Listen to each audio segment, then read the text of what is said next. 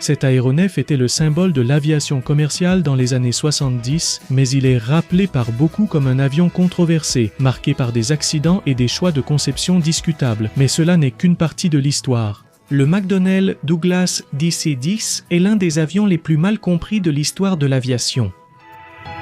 Conçu comme un triréacteur à fuselage large pour des vols moyens et longs courriers, son nom est resté associé à une série d'accidents qui ont marqué toute une génération. En effet, la conception du DC-10 a donné naissance à l'un des avions ravitailleurs stratégiques les plus performants et fiables utilisés par l'armée de l'air des États-Unis. Dans cette vidéo, nous allons voir comment on est passé d'un DC-10 civil controversé à un KC-10 militaire extrêmement réussi et quelles leçons ce parcours a-t-il laissé. Dans cette vidéo, nous allons également découvrir la version militaire ou de ravitaillement en vol, le KC-10 Extender. Bienvenue dans une nouvelle vidéo d'Aéropédia.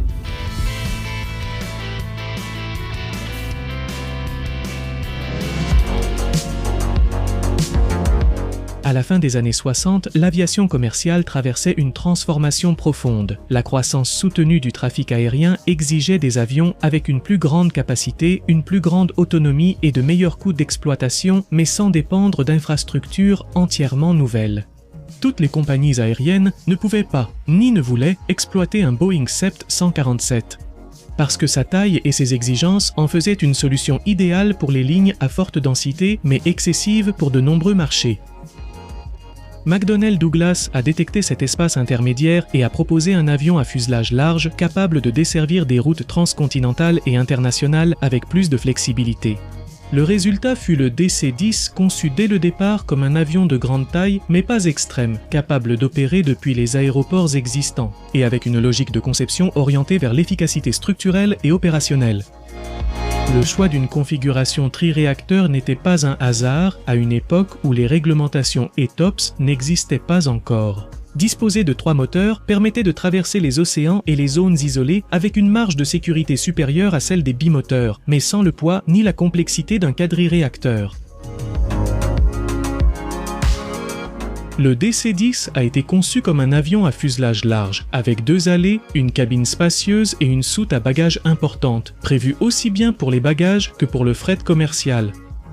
D'un point de vue structurel, c'était un avion robuste, optimisé pour des cycles intensifs. Dans une configuration de McDonnell Douglas a créé le DC-10 avec ses bimoteurs, McDonnell Douglas a conçu le DC-10 bimoteur, cellule. L'un des traits les plus distinctifs du DC-10 était l'emplacement de son 3e moteur installé à la base de la dérive verticale. Cette solution permettait de garder des ailes relativement dégagées, de réduire les interférences aérodynamiques et de centraliser la poussée, mais elle introduisait en même temps d'importants défis en termes de maintenance, de vibration et de gestion des pannes. Au niveau des systèmes, le DC-10 était doté d'un poste de pilotage conçu pour 3 membres d'équipage, avec un mécanicien navigant chargé de superviser les systèmes hydrauliques, électriques et pneumatiques. C'était courant à l'époque, l'automatisation existait, mais elle n'avait pas encore atteint le niveau d'intégration que l'on verrait des décennies plus tard, avec des systèmes comme le fly-by-wire. D'un point de vue conceptuel, le DC-10 n'était pas un mauvais avion. En fait, bon nombre de ses solutions techniques étaient cohérentes pour la fin des années 60. Le problème ne résidait pas tant dans l'idée générale, mais plutôt dans certains détails de conception qui, avec le temps, se sont révélés critiques. Le cas le plus connu est celui de la porte de soute, conçue pour s'ouvrir vers l'extérieur afin de maximiser le volume intérieur. Cette décision, parfaitement logique d'un point de vue commercial, exigeait un système de verrouillage extrêmement fiable. Dans certaines circonstances, une indication incorrecte de fermeture pouvait entraîner une dépressurisation explosive, avec des conséquences très graves sur les systèmes de contrôle et la structure. Ces événements n'ont pas seulement affecté la réputation du DC-10, mais ont également obligé à revoir en profondeur les critères de certification aéronautique, ce qui a redéfini la manière dont les systèmes critiques étaient évalués dans les avions de transport.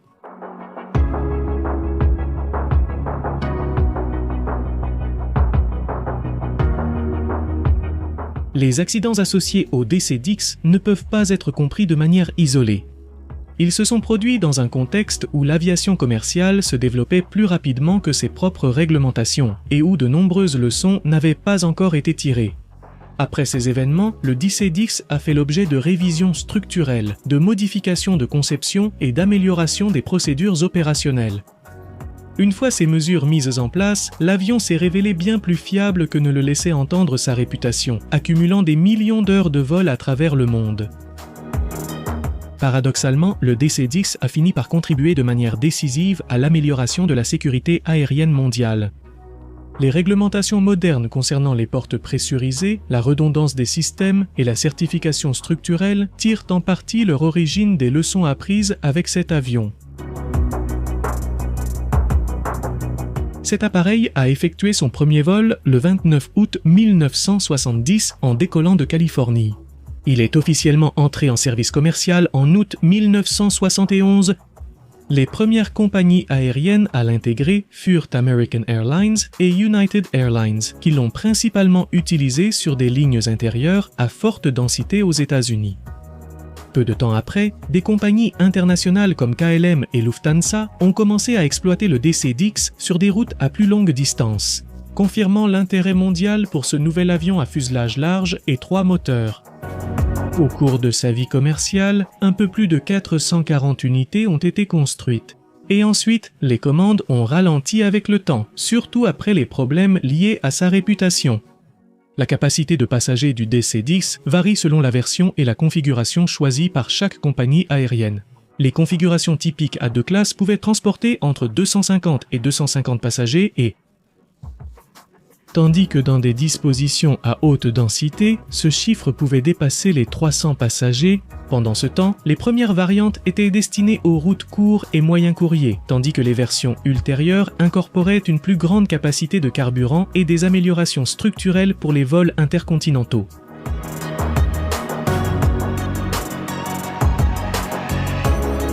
Tout au long de sa carrière, le DC-10 a été exploité par des compagnies aériennes d'Amérique, d'Europe, d'Asie et du Moyen-Orient.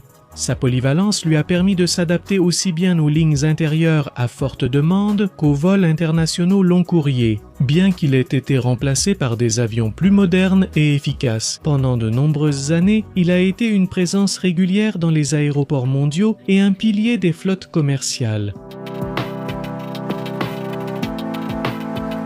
Il s'agissait d'un modèle triréacteur à aile basse, avec un fuselage large.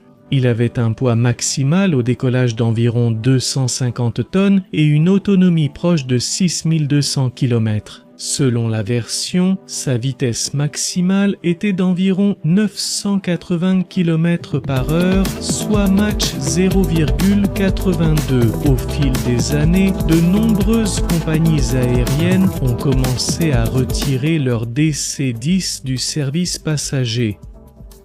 Mais loin de disparaître, l'avion a trouvé une seconde vie comme avion cargo. Son fuselage large, sa résistance structurelle et sa capacité à opérer depuis des aéroports exigeants en ont fait une plateforme idéale pour le transport de marchandises lourdes et volumineuses. Dans ce rôle, le DC-10 a démontré une longévité remarquable, opérant pendant des décennies avec des taux de disponibilité très élevés. Qu'est-ce que le DC-10 ? Carrera est beaucoup moins connu du grand public, mais il a été essentiel pour consolider la perception technique de l'avion au sein de l'industrie.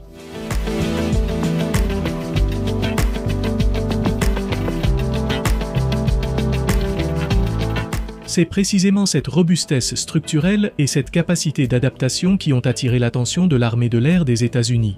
À la fin des années 70, l'USAF, ou l'armée de l'air des États-Unis, recherchait un nouvel avion ravitailleur stratégique qui pourrait compléter et éventuellement surpasser le KC-135, offrant une plus grande capacité de carburant, une portée accrue et la possibilité de transporter du fret et du personnel en même temps. Le DC-10 offrait une base idéale. Son grand volume interne permettait d'installer des réservoirs supplémentaires sans compromettre la structure, tandis que sa configuration tri-réacteur apportait redondance et sécurité lors des missions de longue portée. C'est ainsi qu'est né le KC-10 Extender, une version profondément modifiée du DC-10 optimisée pour le ravitaillement en vol, le transport stratégique et les opérations mondiales. Il a été développé pour compléter le KC-135 Stratotanker en s'appuyant sur les expériences en Asie du Sud-Est et au Moyen-Orient. 60 KC-10 ont été produits pour l'USAF et ils ont également été utilisés par les Pays-Bas. Contrairement au DC-10 civil, le KC-10 a toujours opéré dans un environnement hautement contrôlé, avec un entretien exhaustif, des équipages spécialement formés et des missions clairement définies. Cela a permis d'exploiter au maximum les vertus de la conception originale, tout en minimisant ses faiblesses. Le KC-10 a démontré une flexibilité exceptionnelle, étant capable de ravitailler une grande variété d'aéronefs, de transporter des charges lourdes et d'opérer dans des scénarios complexes à travers le monde. Sa fiabilité était telle qu'il est devenu une pièce maîtresse dans la projection mondiale de l'USAF pendant des décennies. Ce contraste entre la réputation du DC-10 et les performances du KC-10 est l'un des exemples les plus clairs de la façon dont un design n'est ni bon ni mauvais en soi, mais dépend du contexte opérationnel, des modifications apportées et de la doctrine d'utilisation.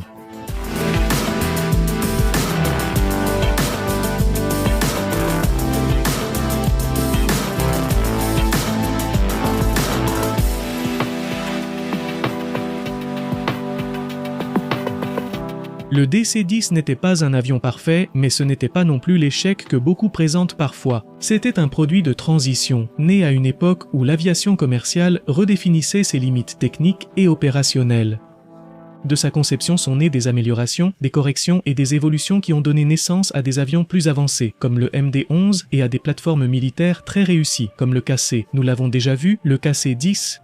Plus important encore, le DC-10 a obligé l'industrie à repenser les normes pour les procédures et les certifications, laissant un héritage de sécurité qui perdure encore aujourd'hui dans l'aviation moderne.